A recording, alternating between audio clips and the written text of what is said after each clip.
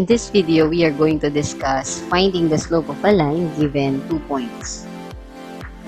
So based on our previous video, we described the slope of a line as the ratio of rise over run, wherein rise is the vertical movement and run is the horizontal movement. The idea of that rise over run is the same as when you move from one point to another.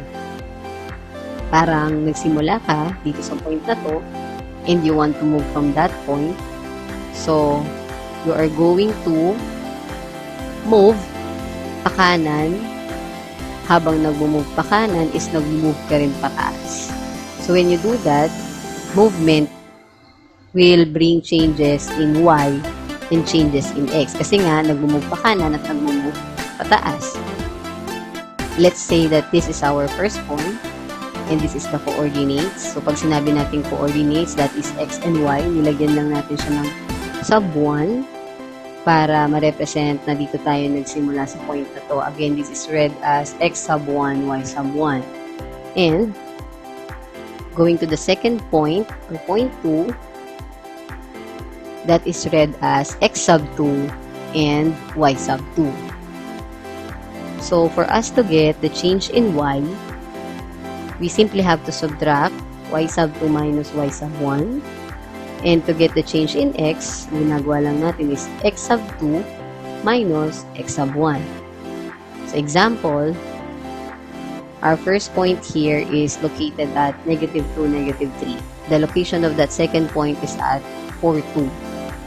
So, using this formula, kunin natin yung slope ng line na to given these 2 points.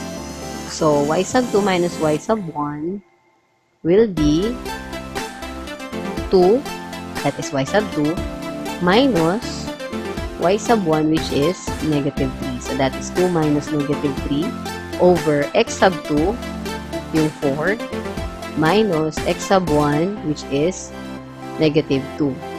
So, we have 4 minus negative 2. And when we simplify, you simply have to follow the rules sa pagsubtract ng integers. So, we simply have to change the sign of the second number and proceed to addition. So, magiging 2 plus 3. The same thing with the numbers below. So, this will become positive and this will become addition. That will become 4 plus 2. So, pag sinimplify pa natin yan, 2 plus 3, that is equal to 5, and 4 plus 2, that is equal to 6. So, our slope is 5 over 6. So, let's try some examples. Number 1, find the slope of the line containing the points 2, 5, and 4, 8. So, this point 2, 5, ito yung gamitin natin as our X sub 1 and Y sub 1. And this 4, 8, ito naman yung ating X sub 2, Y sub 2.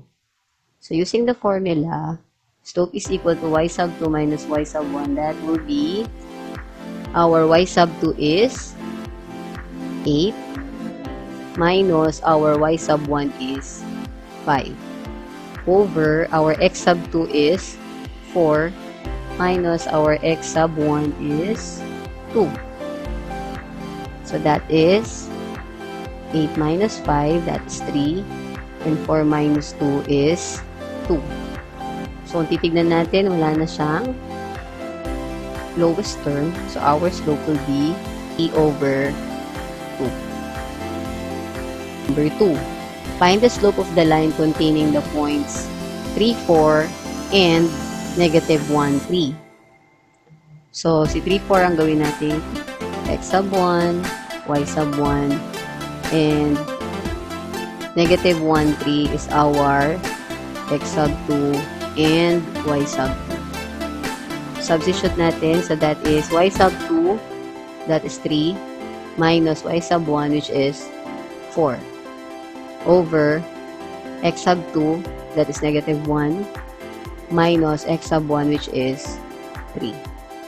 Simplify. 3 minus 4 is negative 1. Negative 1 minus 3 is negative 4.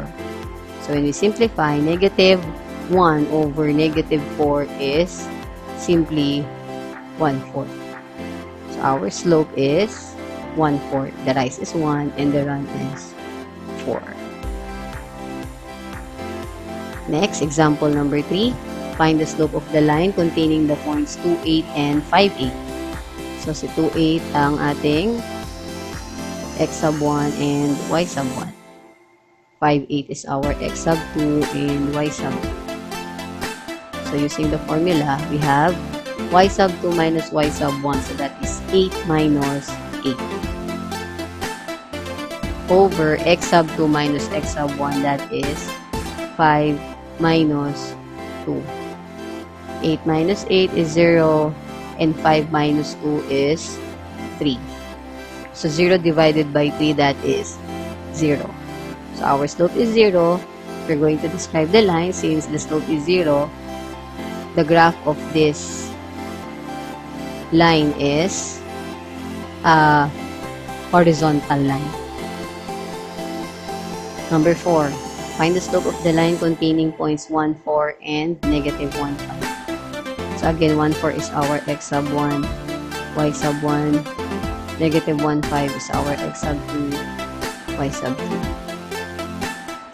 So we have 5 minus 4 over negative 1 minus 1. 5 minus 4 is 1. Negative 1 minus 1 is negative 2.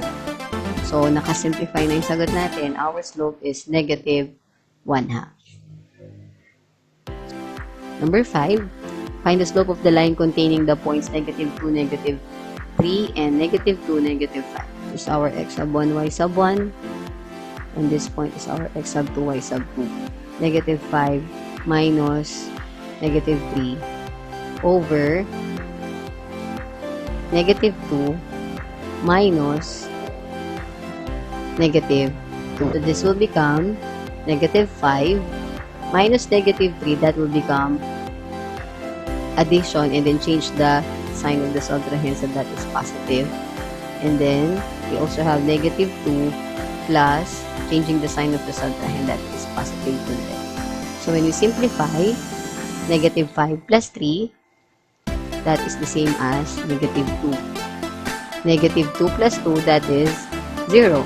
Since the slope is undefined, the graph of this line that contains these two given points is a vertical line. So, that's it. Thank you.